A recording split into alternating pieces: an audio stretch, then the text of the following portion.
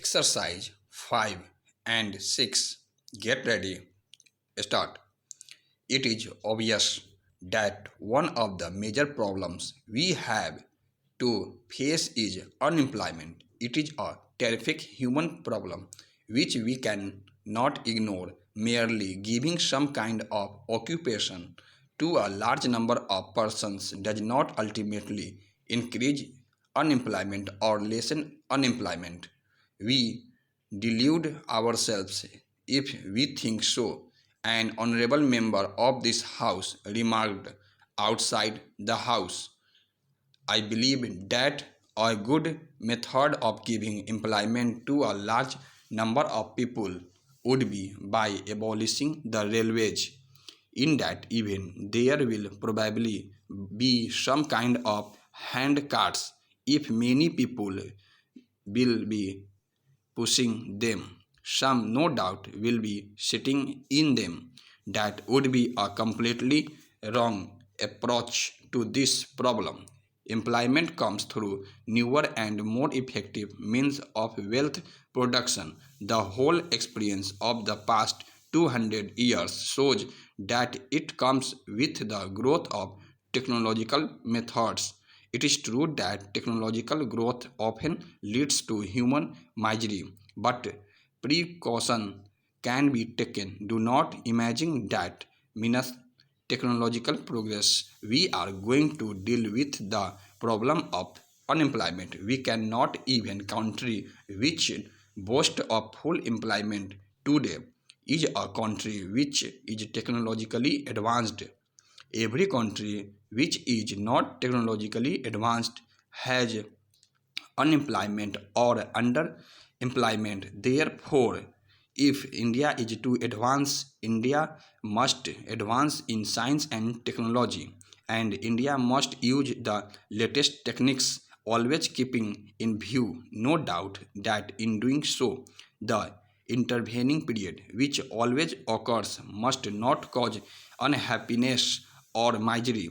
We have to provide for that even at the cost of progress, because that is no progress which brings suffering and misery in its train. Now we have been planning more or less methodically for its last 7 years or so.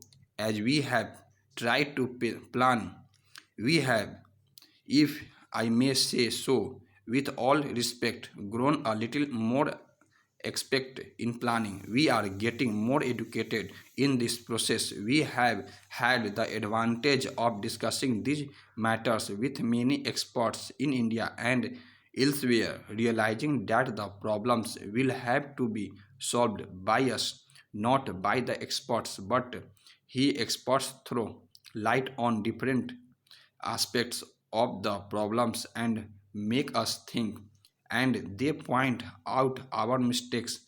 So gradually, through painful process of thought, we have proceeded along with part of planning. We want to pursue it further.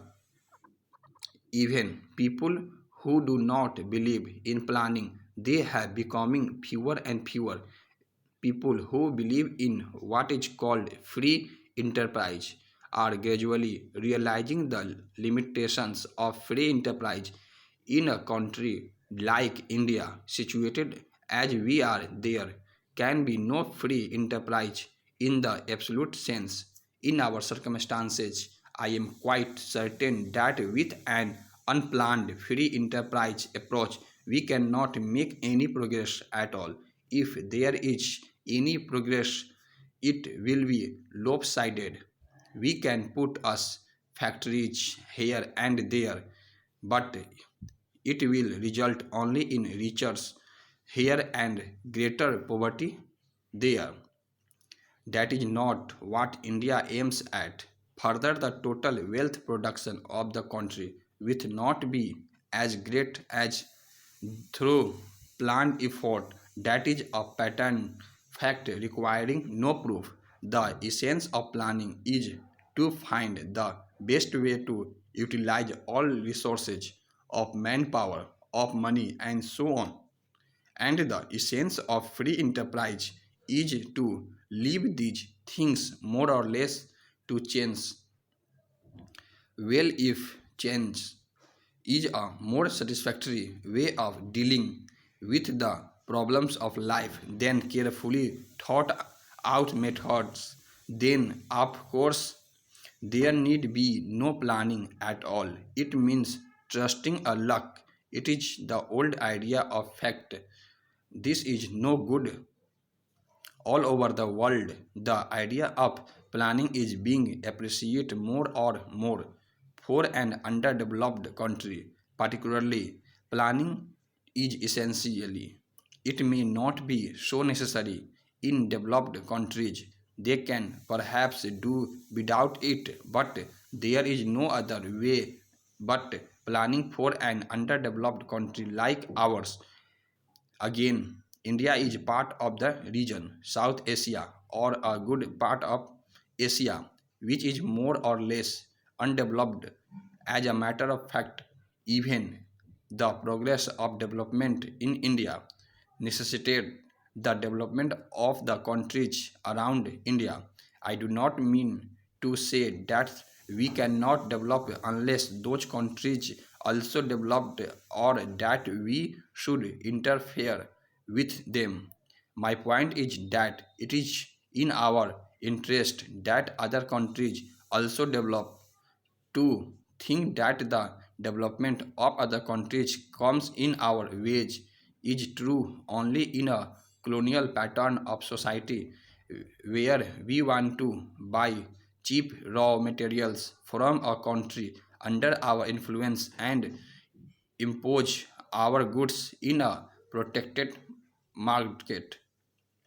That does not apply to free countries. It is in our interest, politically and economically, that other countries in Asia and Africa should also develop. We cannot, unfortunately, help them much become our resources are limited, but tried our fact to help them in their development program. Stop.